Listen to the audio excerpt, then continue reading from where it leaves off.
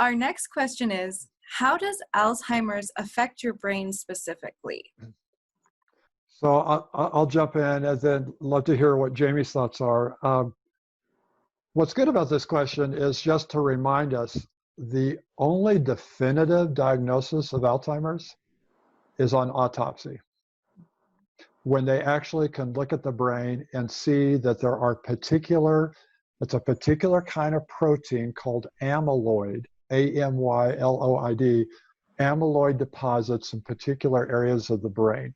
And these amyloid deposits, depending on where they're occurring, are thought to create the symptoms that we have come to know as Alzheimer's. Now, also, it's a good reminder that Alzheimer's is not the only kind of dementia. There are other forms of dementia out there.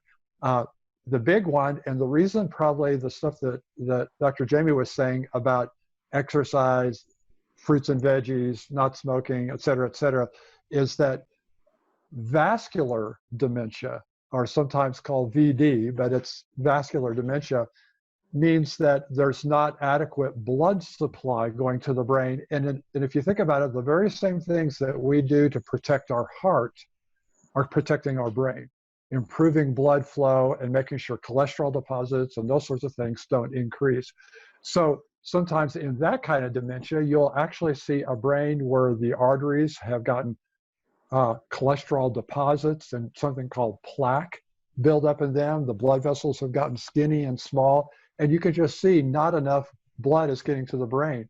And then what probably neurologists will tell you is that what's really happening is that when you have Alzheimer's, and in addition, you have some of these vascular dementia things happening coexistent. You have what's then called kind of like a mixed dementia.